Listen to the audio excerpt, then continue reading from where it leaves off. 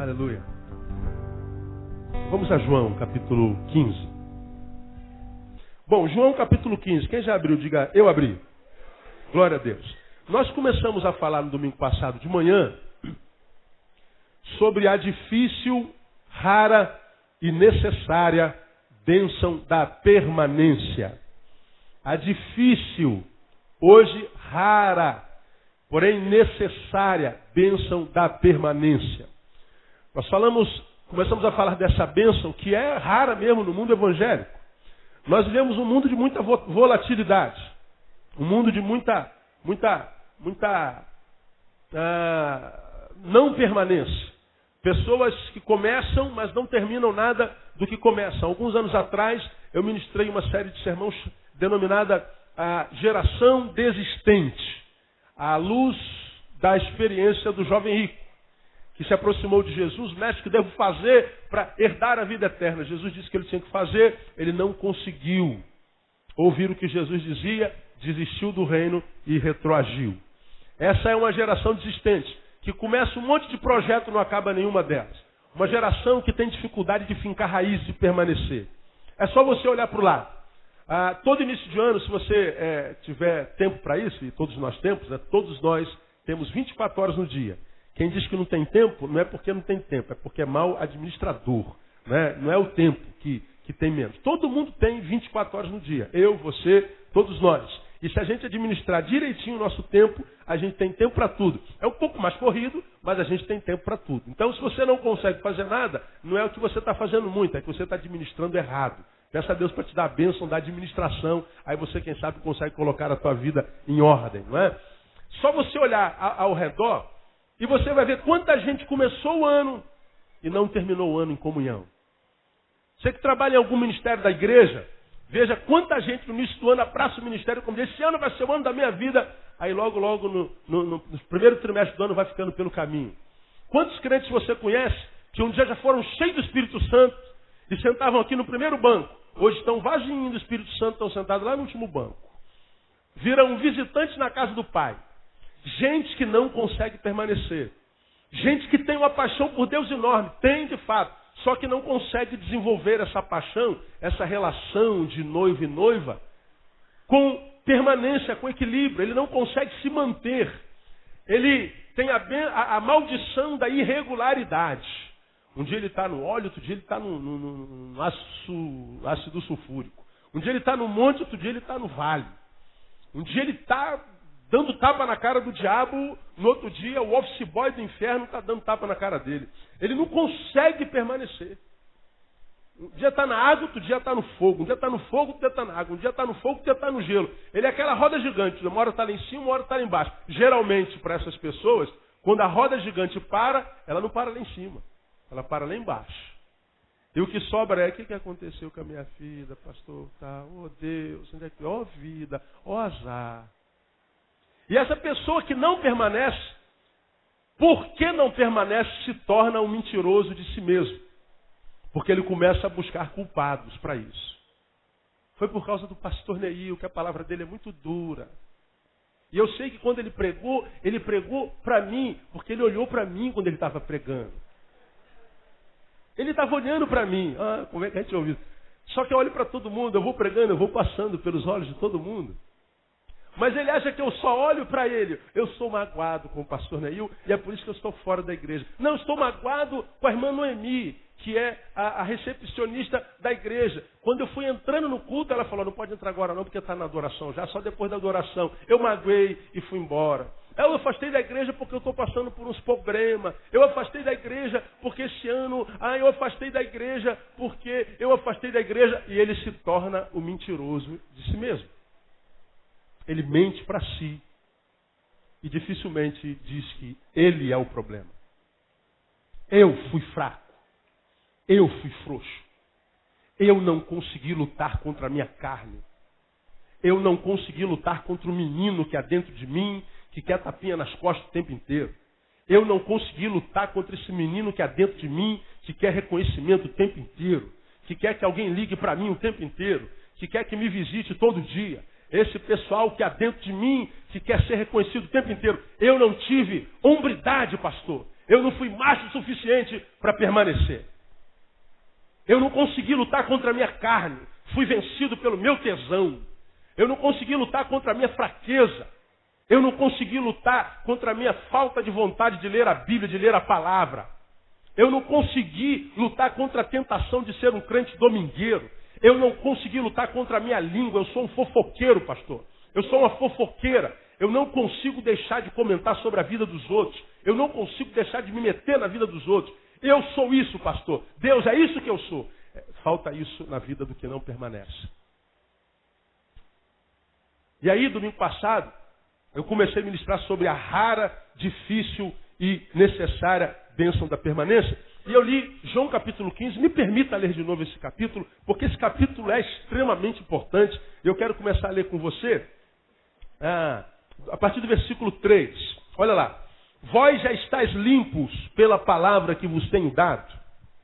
Olha quantas vezes aparece a palavra permanência, permanecei, alguma coisa assim. Permanecei em mim e eu permanecerei em vós. Como a vara de si mesma não pode dar fruto, senão permanecer na videira. Assim também vós, se não permanecerdes em mim. Eu sou a videira, vós sois as varas. Quem permanece em mim e eu nele, esse dá muito fruto, porque sem mim nada podeis fazer. Quem não permanece em mim é lançado fora como a vara e seca. Tais varas são recolhidas, lançadas no fogo e queimadas. Se vós permanecerdes em mim e as minhas palavras permanecerem em vós, pedi o que quiserdes e vos será feito. Nisto é glorificado o meu Pai, que deis muito fruto, e assim sereis meus discípulos. Como o Pai me amou, assim também eu vos amei. Permanecei no meu amor. Se guardardes os meus mandamentos, permanecereis no meu amor. Do mesmo modo que eu tenho guardado os mandamentos do meu Pai e permaneço no seu amor. Estas coisas vos tenho dito para que o meu gozo permaneça em vós e o vosso gozo seja completo. O meu mandamento é este, que vos ameis uns aos outros assim como eu vos amei. Ninguém tem maior amor do que este, de dar a alguém a sua vida pelos seus amigos. Vós sois meus amigos se fizerdes o que eu vos mando. Já não vos chamo servos, porque o servo não sabe o que faz o seu senhor, mas chameis os amigos, porque tudo quanto ouvi de meu Pai vos dei a conhecer. Por último, vós não escolhestes a mim, mas eu vos escolhi a vós, e vos designei para que vades e deis frutos, e que o vosso fruto permaneça, a fim de que tudo quanto perdides ao Pai em meu nome, o que diz o texto? Ele vos conceda. Então você vê que o segredo da vitória está na permanência. Nesse pequeno texto aparece a palavra permanecer e os derivados delas 13 vezes. Permanece. Permanência. Permanência. E permanência. E essa permanência é o que o diabo tem conseguido tirar da maioria de vocês. Da maioria dos crentes que eu conheço. A bênção da permanência. E não é só permanência na igreja, não. É a permanência na intimidade com Deus. Porque tem um monte de gente que está na igreja e não tem intimidade nenhuma com Deus. Logo, logo, deixa de estar na igreja também. E aí, como eu tenho dito, se torna mentiroso de si mesmo. Ah, o irmão está afastado, irmão, o que houve? Não, nada não, pastor, eu estou afastado da igreja, mas eu estou em comunhão. Me afastei da igreja, mas não me afastei de Deus. Eu me afastei da igreja, mas não me afastei de Jesus. Olha só, ele quer que a gente acredite nisso. Agora, se você ainda é homem, não precisa ser homem de Deus mais. Se você é homem só, diga para o homem que de repente ainda existe em você, se você é leitor da palavra, se você de fato ora ao Senhor, se você é um canal da bênção dele na vida de alguém, se você compartilha ele, o que ele é com alguém, olha para o teu ciclo de amigos e pergunta quantas pessoas são abençoadas pela tua vida. Você existe e é bênção na vida de quem? Faça uma retrospectiva 2008 e vê se a sua vida foi bênção na vida de alguém. Ou quem sabe você não foi uma vida que só lembrou a todos os alguéns o que eles não fizeram para você. Veja se a sua vida não foi resumida num arauto de não sei quem para lembrar a Deus o que ele não fez para você esse ano. Porque é nisso que se torna a maioria dos crentes que não permanece. Ouvir palavra como essa esvazia a igreja. Eu não sei como é que a nossa igreja não esvazia, cara. Porque essa é uma palavra que a gente não gosta de ouvir, mas é uma palavra que a gente precisa ouvir. Amém ou não, igreja? Verdade. Para você que não gosta de palavra de verdade, gosta de cafuné, a gente prefere mais borracha aqui, né? Gosta de cafuné? Deixa eu falar uma coisa para você. Quando é que uma palavra, de fato, quem sabe porque saiu da Bíblia, atingiu o nosso coração. Das duas, uma. Ou, quando o nosso coração está abalado, entristecido, ela nos consola. Ou, quando o nosso coração está acomodado, essa palavra nos atribula. Porque a palavra de Deus só tem essas duas funções: atribular os consolados e consolar os atribulados. Ela só serve para isso. Tu está muito lá pasmacento, caladão, acomodadão, consoladão. Vem a palavra de Deus e te atribula. Aí tu ouve uma palavra e fica com raiva do pregador.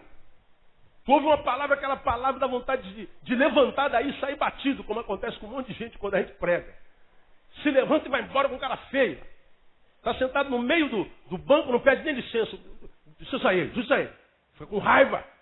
Ora, quem sabe essa palavra não é de Deus e está tocando na tua ferida. Não é? É como quem está com a unha encravada e vai trabalhar de chinelo e de sandália. É o dedinho mindinho do pé direito.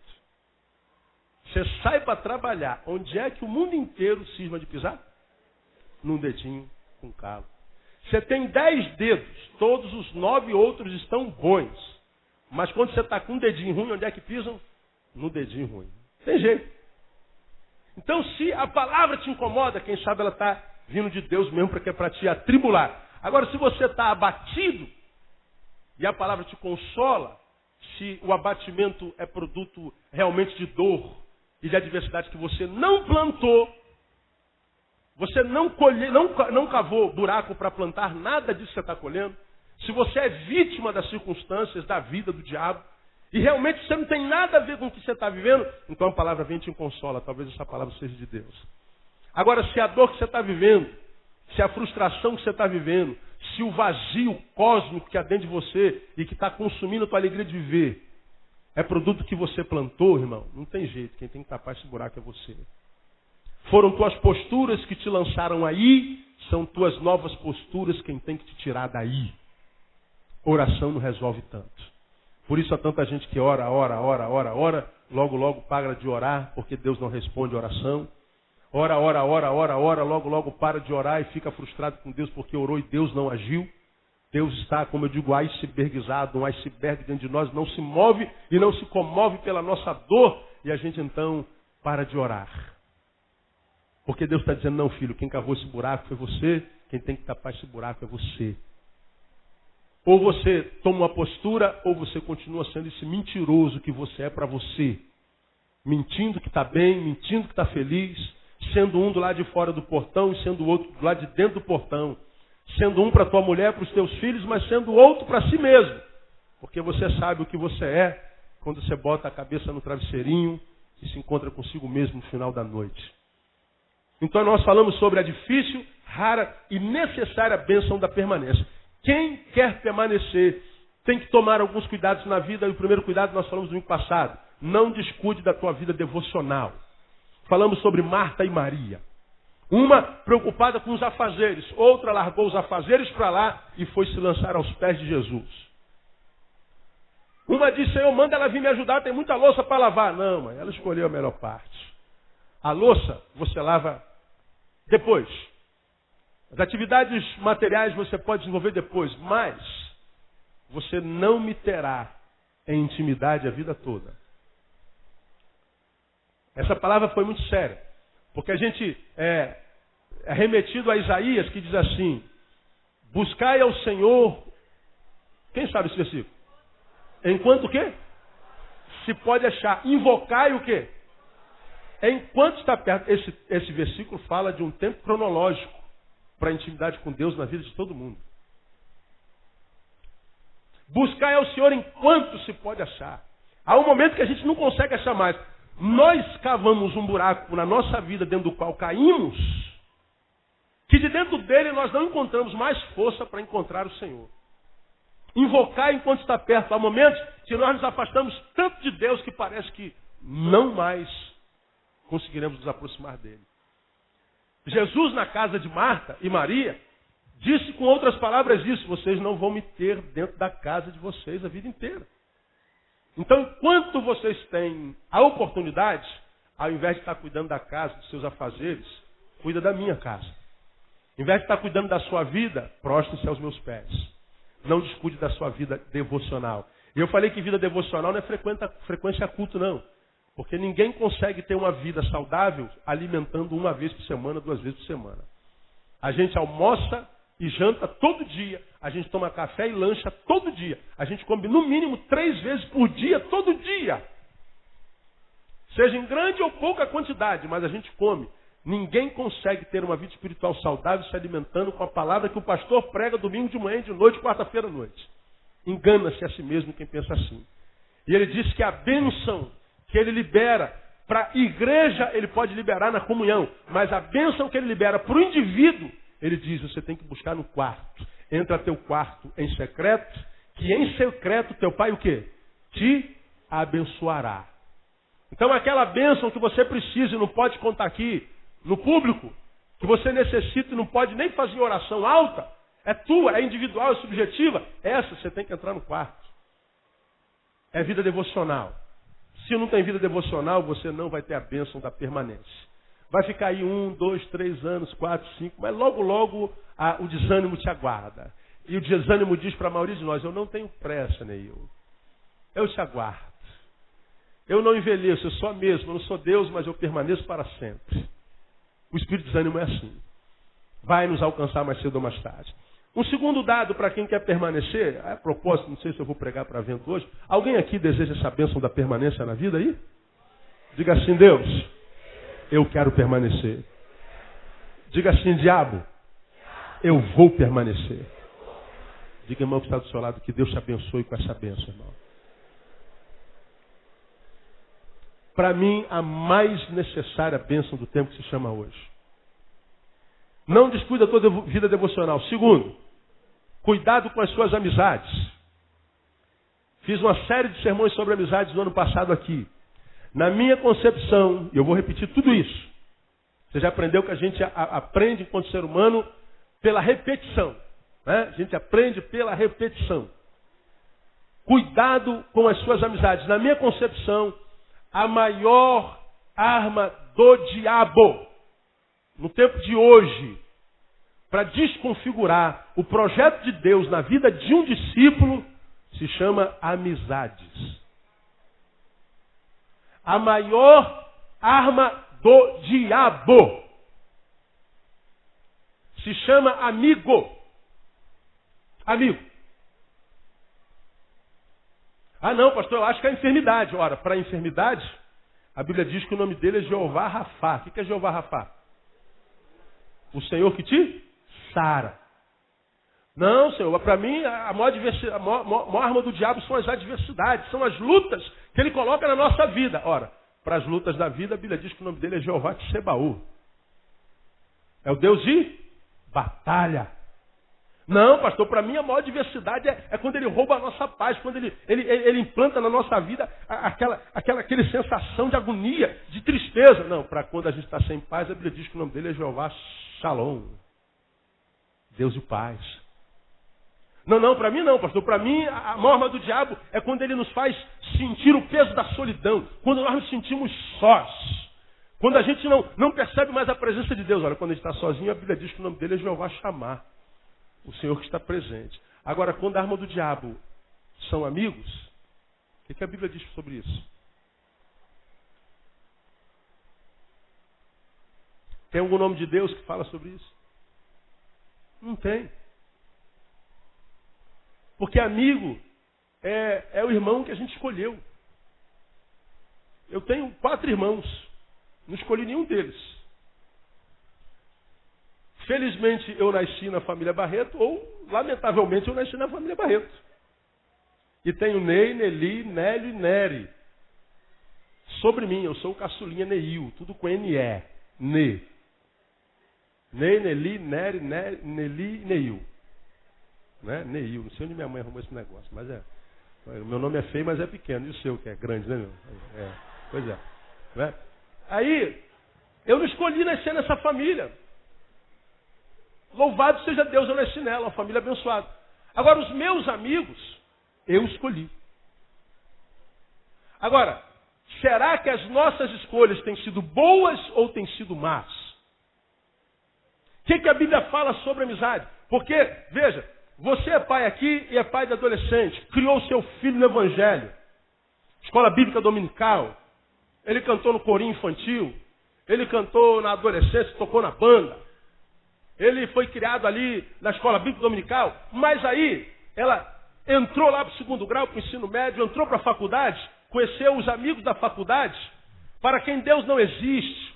Quem sabe ela ou ele se apaixonou, o primeiro amor da vida. Aí, às vezes, uma paixão de um mês desconfigura tudo que nós ensinamos aos nossos filhos a vida inteira. Às vezes, a paixão de um mês transforma os pais em inimigos. Nós conhecemos nossos filhos desde o ventre, está conosco, quem sabe, há 18 anos, e uma paixão errada leva nosso filho, desconfigura tudo que nós ensinamos.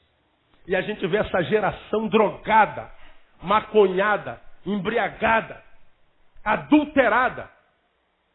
E você pode ter certeza que todo ser humano que está caído, está quebrado, cujo projeto original de Deus desconfigurou-se, você pode ter certeza, começou numa amizade. Não, pastor, o cara está drogado porque quis. Não, foi porque um amigo ofereceu. E você sabe que o primeiro cigarrinho é de graça. Pô, qual é, brother? Tá com medo, irmão? Careta que você é, brother? Tá com medo de papai e de mamãe? De dar um tapinha só? Aí ele, que nunca teve contato com a droga ou com cigarro, dá a primeira tragada. E qualquer jornada, seja daqui para o primeiro banco, daqui para a China, começam todas elas com o primeiro passo. E o primeiro passo, um amigo sempre ajuda a dar. E é de graça. A Bíblia diz que um pouquinho de fermento faz o quê? Leveda o quanto da massa? Quanta massa? Toda. Você pode pegar 10 quilos de massa. Se botar um fermento, ela vai levedar a massa todinha. É como se você pegasse uma laranja que está dentro de um caminhão de laranja. Se uma laranja estiver podre, o que acontece com todas as outras? Apodrece tudo. Ora, por que o poder do caminhão de laranja saudável não cura a laranja podre? Mas, ao contrário, a laranja única podre apodrece todo o caminhão. Por que não é o contrário? Por que na maioria dos casos, quando alguém começa um relacionamento amoroso com alguém que não é de Deus, com o objetivo de, não, pastor, eu vou ganhá-lo para Jesus, por que quase 90% do caso, ele os tira de Jesus?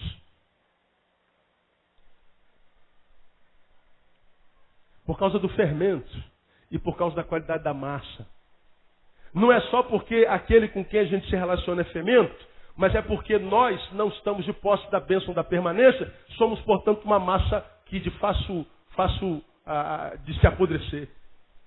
A Bíblia me ensina que quando eu busco essa bênção da permanência, para que eu não fique como a maioria dos crentes que nós conhecemos, que um dia está bem, um dia está mal, um dia está no óleo, um dia está no primeiro banco, um dia está no último banco, um dia está querendo viver 200 anos, outro dia está querendo morrer ontem, para que a gente não viva nessa noia, nessa inconstância, nesse estado miserável de ser. Nós precisamos cuidar daqueles com os quais nós vamos nos relacionar, com aquele com o qual nós vamos sentar à mesa, com o qual nós vamos compartilhar o nosso ser, nossas emoções, nossas intenções, nossos projetos.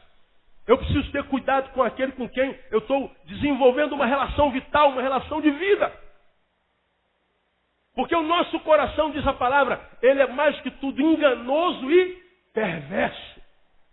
O fato de eu gostar demais daquele cara, o fato de eu considerar demais aquela menina, o fato de eu achar ele sangue bom demais, não é o suficiente para manter com ele uma relação.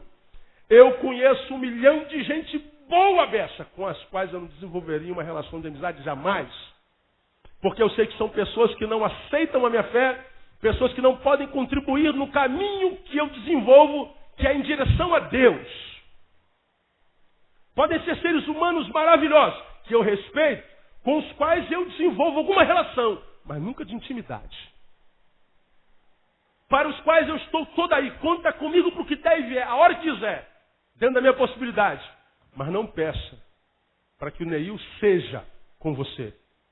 O Neil pode estar com você. E eu posso estar até com certa regularidade, mas ser com você não. E amigo é aquele com o qual a gente é. Não só estar. Aí eu queria mostrar para você na Bíblia alguns versículos bem rapidinho, porque essa palavra ela já foi ministrada exaustivamente aqui nesse lugar. Eu quero levar você primeiro a 2 Tessalonicenses capítulo 3. 2 Tessalonicenses capítulo 3. Abra aí um pouquinho a tua Bíblia para a gente ver uma coisa lá que você já conhece com certeza. É o último capítulo da segunda carta, portanto, da última carta que Paulo manda a uma igreja que estava na cidade de Tessalônica. Então é a carta de despedida, ele está lá no epílogo. Ele está terminando de escrever, ele está terminando de liberar as exortações. E aí quando ele fala sobre as exortações diversas e saudações, porque na carta ele trata de um conteúdo, e quando ele termina de tratar do conteúdo, ele vai começando a mandar os abraços, manda um abraço para fulano, queria te dar um bisu aqui, um bisu ali, deixa eu te dar um último conselho, deixa eu te dar alguns macetes aqui para quem quer permanecer, quem quer viver bem, passar pela vida e fazer com que isso valha a pena. E entre as muitas exortações, ele nos leva ao versículo 6. Olha lá. Mandamo-vos, irmãos, em nome do Senhor Jesus Cristo, que vos aparteis de todo o quê? Diga, irmão. Uma vez mais, irmão. Não ouvi, irmão. Isso, que vos aparteis de todo o quê? Irmão, que anda desordenadamente, e não segundo a tradição que de nós recebestes. Porque vós mesmos sabeis como deveis imitar-nos, pois que não nos portamos desordenadamente entre vós. Olha para mim aqui agora e ouça o que Paulo está dizendo. Olha, irmãos, eu estou lhes dando uma ordem, portanto não é um conselho paulino, é uma ordem da palavra. Mando-vos, mandamo-vos. E ele diz, é uma ordem que eu dou e dou não em nome de Paulo. Ele diz lá, ele é contundente. Mandamo-vos em nome do Senhor Jesus Cristo. Porque quando a gente fala em nome do Senhor Jesus Cristo, é mais do que mandar, em nome de Jesus.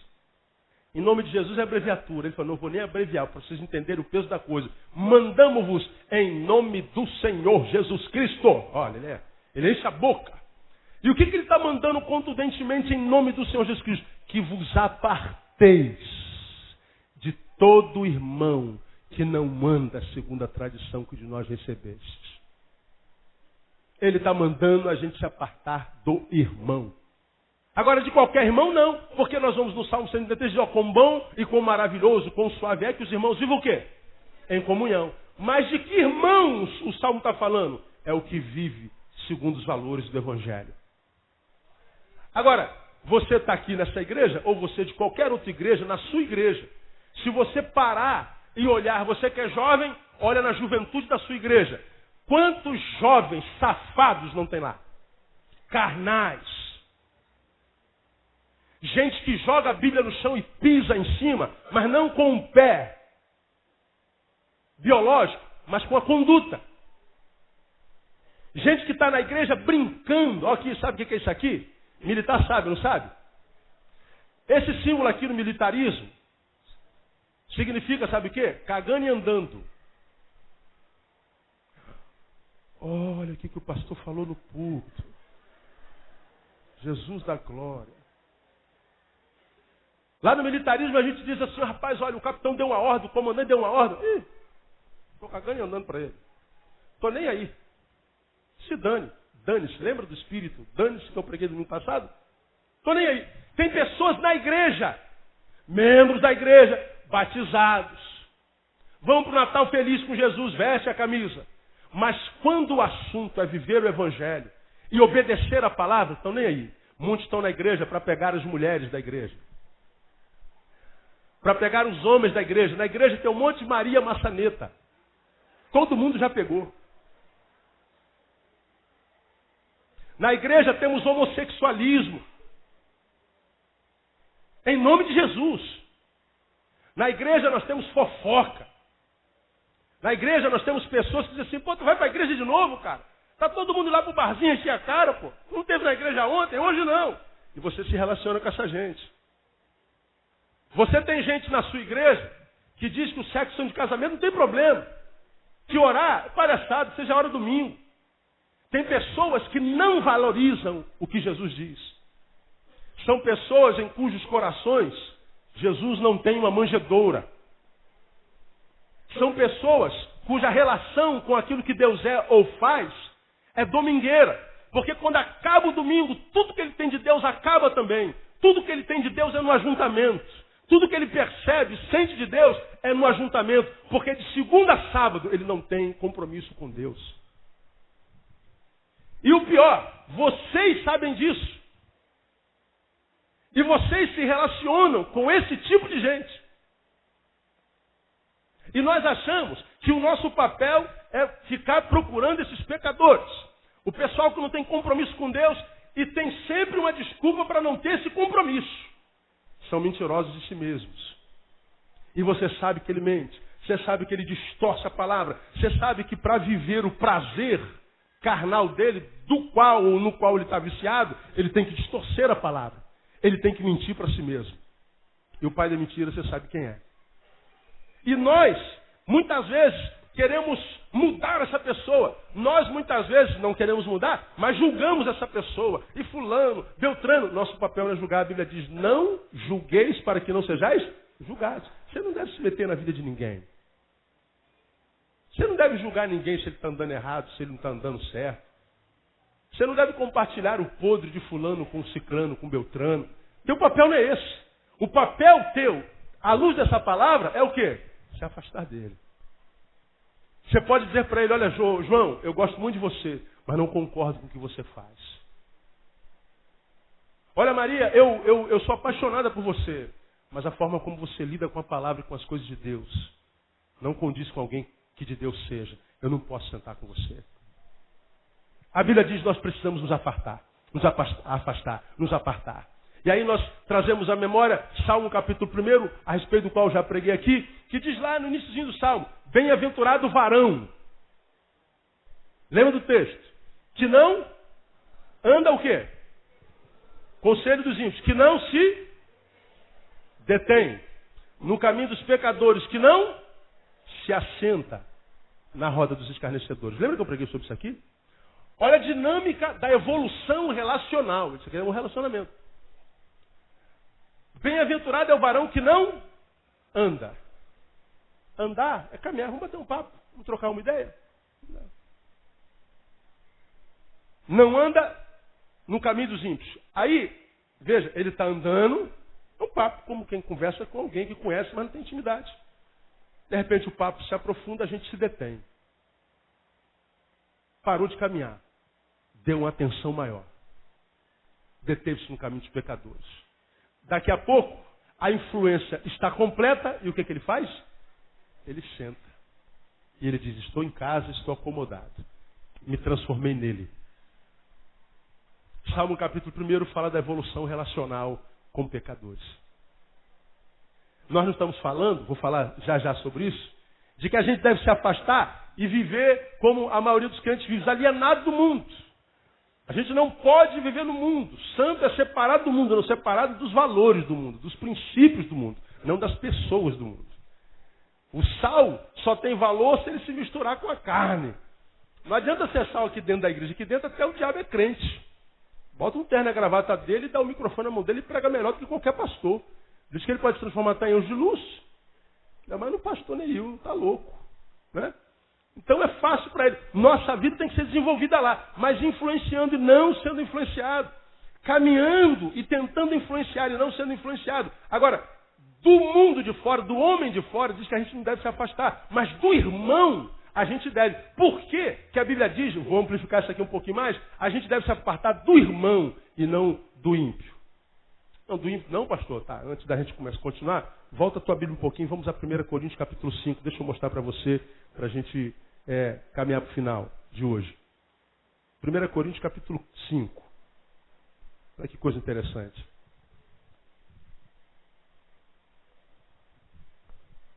1 Coríntios capítulo 5. Quem abriu, diga amém. Legal. Então vamos lá no versículo 9. Já por carta vos escrevi que não vos comunicasseis com os que se prostituem, Com isso, não me referia à comunicação em geral com os devassos deste mundo, ou com os avarentos, ou com os roubadores, ou com os idólatras, porque então vos seria necessário sair do mundo. Mas agora vos escrevo que não vos comuniqueis com aquele que, dizendo-se irmão, for devasso, avarento, idólatra, maldizente, beberrão, roubador. Com esse tal, nem sequer o quê? Comais. Olha aqui que a palavra está dizendo. Eu vou repetir. Com isto eu não me referia à comunicação em geral com os devassos do mundo. Porque ele está dizendo, se a gente fosse separado do beberrão, do maldizente, do prostituto, do falador, do pecador, aí a gente tinha que ser arrebatado, porque não tem jeito, a gente vive lá.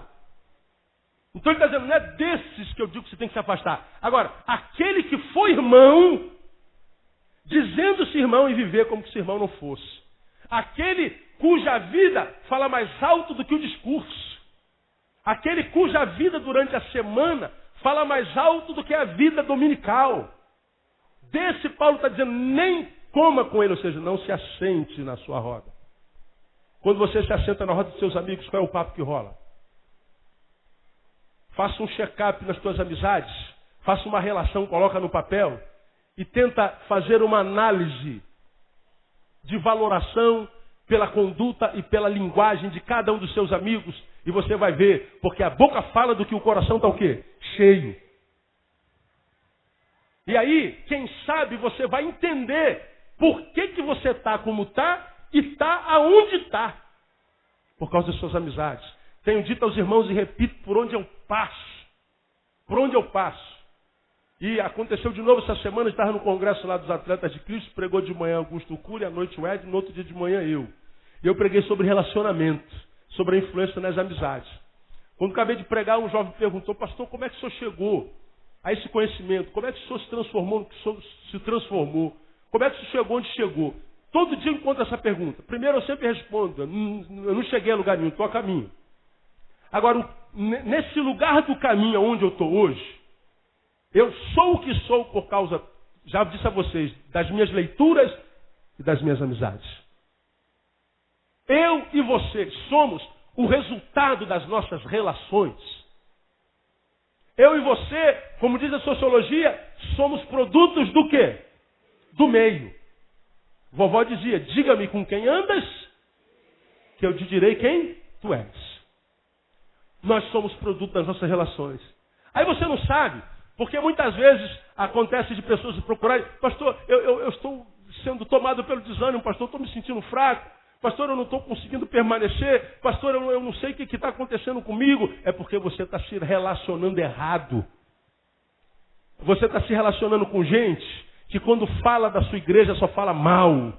Quando fala do seu pastor só fala mal. Quando fala de família só fala mal de família. Quando fala das coisas de Deus sempre fala negativamente. Quando fala das coisas do mundo, fala com a boca desse tamanho e elogia todo mundo. Quando fala das coisas do mundo, da arte do mundo, dos prazeres do mundo, sempre elogia. Na igreja nada presta. E a gente não sabe que tudo que vai entrando vai sendo tatuado, vai marcando a nossa alma em algum lugar, em algum canto. E à medida que a gente vai alimentando o homem carnal, o homem espiritual vai tendo doença existencial. Nós somos produtos do meio. Adão e Eva, até determinado momento, desenvolviam uma relação com Deus muito legal, e a gente não sabe quanto tempo durou isso. A Bíblia não fala sobre cronologia em Gênesis 1. Mas diz que todo dia à tardinha Deus vinha visitar Adão. Deus percebe que ela está sozinha e diz, não é bom que o homem esteja só. Far-lhe-ei uma ajudadora. Agora, o versículo não termina aí. Far-lhe-ei uma ajudadora que ele seja o quê? Quem se lembra? Idônea. Ou seja, não adianta ter alguém do lado que não seja idôneo.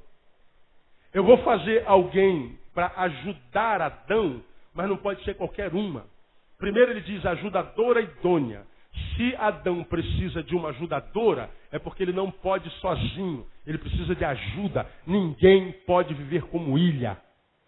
Engana-se quem vive como ilha. Algum de vocês deve, por isso, pastor, que eu não tenho amigo nenhum. Então você é outro mentiroso de si mesmo. Porque você sabe que você é um infeliz. E nem coragem de admitir isso você tem.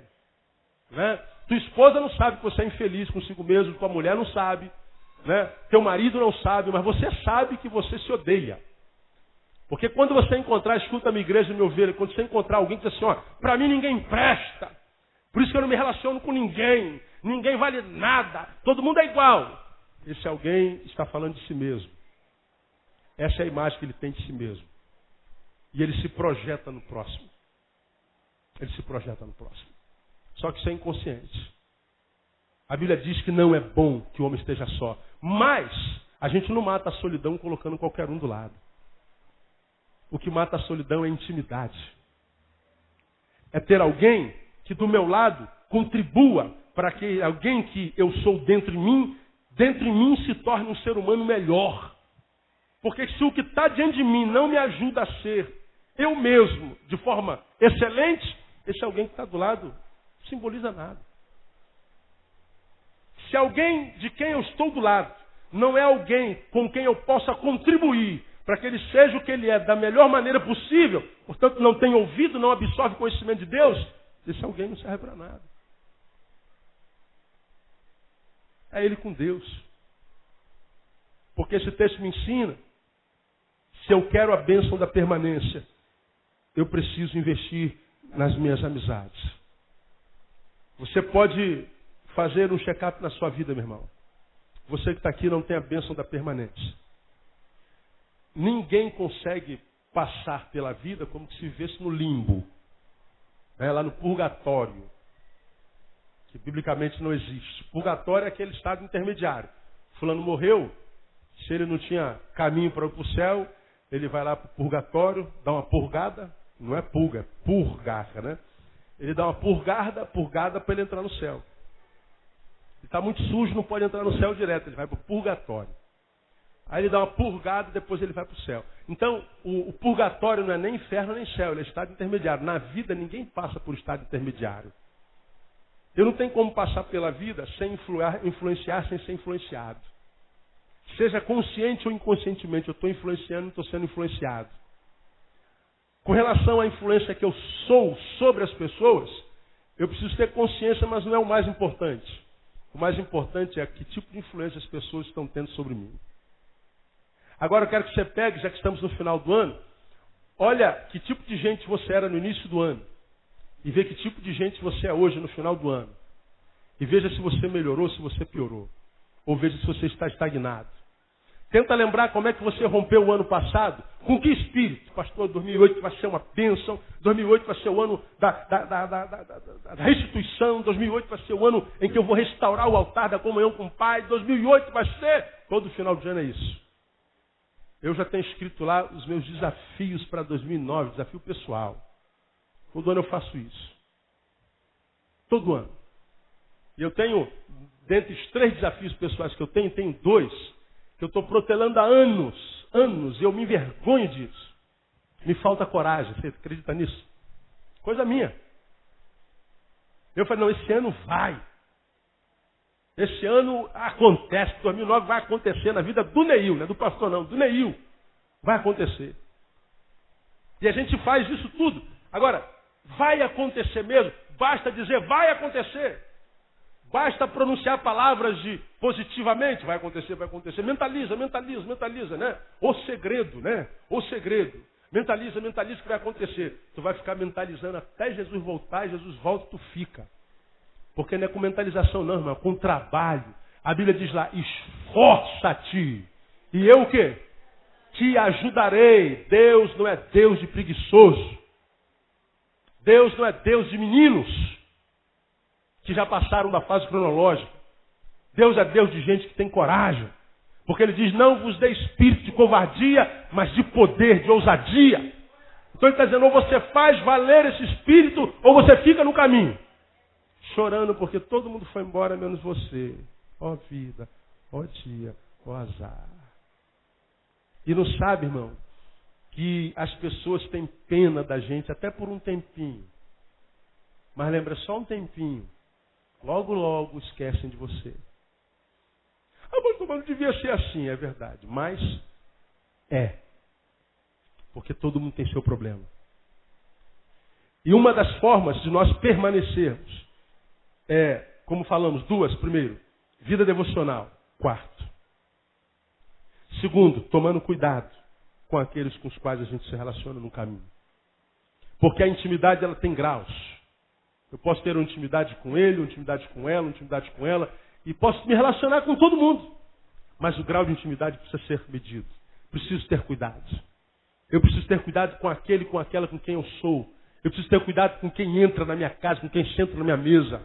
Eu tenho que tomar cuidado com quem pisa no tapete da minha sala. Eu tenho que ter cuidado com gente que eu coloco dentro da minha casa. E hoje muito mais.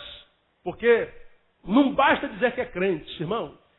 Não se escandalize comigo não. Quando uma pessoa chega perto de mim, fala assim, pastor, eu também sou crente, pronto, acabou. Aí ele vai ter que provar muito mais do que se não dissesse que era crente. Quando o sujeito fala assim, pastor, eu também sou pastor, aí piorou ainda mais. Aí que eu boto a armadura de Deus. Porque eu não confio em crente, eu não confio em pastor. Eu não confio em pessoas que carregam Jesus na boca. Quando a pessoa não diz eu sou de Jesus, não precisa esperar nada dela. Agora, quando a pessoa diz sou de Jesus, não adianta ter Jesus só na boca, irmão. Tem que ter Jesus no lombo. Tem que ter Jesus na conduta, tem que ter Jesus no trato. Aí você tem um monte de amigos que você ama. Pô, fulano é sangue bom, Beto, fulano é gente boa. Beto, pô, pastor, aquele cara é muito sangue bom. Como é que ele lida com a mulher dele? Como é que ele lida com mulheres? Como é que ele lida com homens? Como é que ele lida com amigos, com criança? Como é que ele lida com dinheiro? Com a palavra de Deus quando ela é pregada? Faz chacota? Como é que é esse teu amigo sangue bom? Pastor, nesse campo aí realmente ele então não é sangue bom, irmão, é sangue de Cazuza, como dizem por aí. Sangue ruim. Agora, ou você tem coragem de admitir que a árvore é má, portanto não esperar fruto bom nenhum, porque a árvore má não dá fruto bom, ou você cega-se a si mesmo e fica com pena, achando que a árvore é boa e logo se frustra.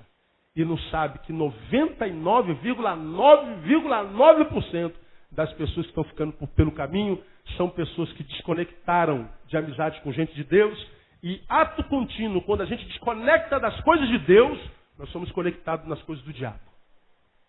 Não existe esse negócio de limbo na relação. Porque é Jesus quem diz, quem comigo não ajunta, faz o quê? Espalha. Não, pastor, eu não estou lá juntando, não estou contribuindo, mas também eu não estou, pelo amor de Deus, eu também não estou atrapalhando. Tá. Quem não é comigo é o quê? Contra. Não, eu não estou a favor, mas também não sou contra. Inconscientemente, mas não é Neil quem diz isso, é Jesus de Nazaré quem diz isso. Ou você está comigo, ajuntando, contribuindo, sendo bênção. Se você diz ter fé em mim, mostra a tua fé com obra. Porque não há fé só da boca para fora. Isso é com fé para você. Para mim não. A fé é materializada. A fé se traduz na conduta. A fé se traduz no relacionamento. A fé se traduz no respeito a essa palavra. No respeito à autoridade. No respeito ao meu próximo como alguém que precisa ser amado e respeitado. A fé traduz-se na transformação da nossa vida numa vida semelhante ao Senhor que a gente serve e adora. Agora, se você tem amigos, irmãos, que não tem nenhum respeito pela palavra, não tem nenhum respeito pela autoridade, não tem nenhum respeito por homem, por mulher, não tem respeito por nada, você pode gostar muito dele, mas saiba que ele vai ser um instrumento para que roube de você a bênção da permanência. E quando você não estiver mais na permanência, estiver perdido, não adianta mais falar assim, o que aconteceu comigo? O Senhor já está te dizendo, são tuas amizades. São as pessoas com as quais você tem andado. São as tuas influências. Porque a gente entra numa... Você sabe que eu sou um crítico quanto mais da igreja, eu sou parte da igreja. Estou dentro dela, eu posso falar. Falam de mim também. E podem falar com razão. Agora eu analiso frutos. Nós não analiso discurso. Pelos frutos os conhecereis. Então eu analiso o fruto. Não analiso o discurso. Porque discurso não representa absolutamente nada. A aparência não representa absolutamente nada. Agora eu tenho dito ao Senhor, eu hoje tenho 42 anos, portanto tenho a metade da vida ainda para viver. Tem mais 40 no mínimo, se Deus quiser. Eu quero um pouquinho mais uns 60 eu recebo, em nome de Jesus. Completar 100 anos, com saúde, rodando, andando de moto ainda, né, se Deus quiser. Agora, como é que isso é possível? Investindo no nosso relacionamento. Eu tenho dito para Deus e para o mundo, eu estou aí para todo mundo. Todo mundo. Agora, não espere que eu coloque todo mundo na minha mesa para sentar, porque eu não coloco. O pastor faz acepção de pessoas, pastor, faço. Quando é para investir na minha vida, sim. Quando é para pregar o evangelho, não. Eu prego o evangelho para qualquer coração que estiver batendo. Se o cachorro ficar na minha frente e falar assim, fala de Jesus para mim, eu falo para o cachorro também. Eu prego qualquer, já preguei em centro de macumba. Já preguei em centro espírita. Já preguei em trem, já preguei na Central do Brasil. Já preguei em todo canto onde Deus me mandar. Não faço acepção de pessoas quando o assunto é ganhar para Jesus. Agora, quando é para ganhar para mim, quando é para ser mestre sobre a minha vida, quando é para ser sobre mim e minha esposa, quando é para ser sobre meus filhos, não. Aí eu faço acepção de pessoas sim. Concorde vocês ou não, eu estou à luz da palavra. A Bíblia diz que nós devemos nos apartar. Nesse mesmo capítulo, mais adiante, a Bíblia diz, ao homem faccioso, depois de uma ou outra admoestação, faça o quê? Evita-o. Evita. Vem João na sua epístola diz, nem sequer se assente à mesa com ele. Por que a Bíblia é tão contundente quando o assunto é amizade? Porque elas podem roubar de nós a bênção da permanência. Elas podem roubar de nós a alegria de ver configurado e estabelecido a vontade de Deus na nossa vida. Desconfigura o projeto original. E a Bíblia diz que aquele que permanecer até o fim, esse é o que será salvo. Aquele que tiver a bênção da permanência. Esse será salvo. Então, irmão, se você é daqueles ou daquelas que está... Um dia chega na igreja e está com um sorriso e os olhos estão brilhando tanto que me ofusca aqui do púlpito. Mas no outro dia está com essa cara e diz assim, gente, vejam como eu estou mal. Por favor, tenham pena de mim. Dá um tapinha nas minhas costas, por favor. Dá uma palavrinha para mim. Né?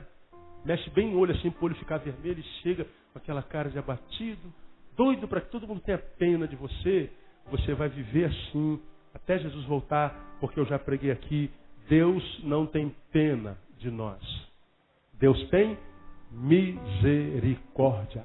Porque se nós somos de Deus, quantos são de Deus aqui, amados? Diga, eu sou de Deus, graças a Deus. Então você não é digno de pena. Você é um príncipe, uma princesa de Deus. E precisa se posturar e se comportar como tal. Se o Senhor deu, dá glória a Deus. Se a vida tirou, dá glória a Deus. Não tem que fazer carinha de pena, não. Você pode estar abatido, com a cara batida, mas quando a gente está abatido, a Bíblia diz, ofereça ao Senhor teu sacrifício de louvor. Você já aprendeu aqui? Adora a Deus sem razões. Que Ele vai te dar muitas razões para adorá-lo. Agora, se você é daqueles que só adora a Deus quando tudo vai bem, quase nunca tudo irá bem na sua vida. Tudo irá mal a vida inteira. Se eu fosse você, irmão, perdoe a palavra do pastor que fala como pai. Toma vergonha na tua cara. E diga assim, o pastor tem razão, cara. Eu não posso ficar aqui andando com essa cabeça baixa. Ô vida, cara, eu tenho que mudar. Não dá, eu estou assim há 20 anos, meu. Eu já estou com 40 anos na cara, eu estou com 30 anos na cara. Eu não posso ficar aqui a vida inteira com medo de me relacionar, com medo de casar de novo, dizendo que a vida é dura. Até quando? Meu Deus, a vida está passando. Já estou com pé de galinha na vista. Aí a pena nasce também. Né? Aí a gente se desumaniza. Você tem que chegar e olhar no espelho. Olha, cara, ô meu, você está vivo, irmão. Você tem um emprego, você tem um filho. Você tem uma família espiritual, você tem palavra de Deus. Você mora num país abençoado, você tem razão para celebrar. Levanta essa cabeça, deixa a gratidão tomar teu coração. Para com esse espírito de miséria existencial que você tem dentro de você. É você que tem que ser isso para você. Senão vai entrar ano após ano e você vai estar aí decepcionado com o mundo.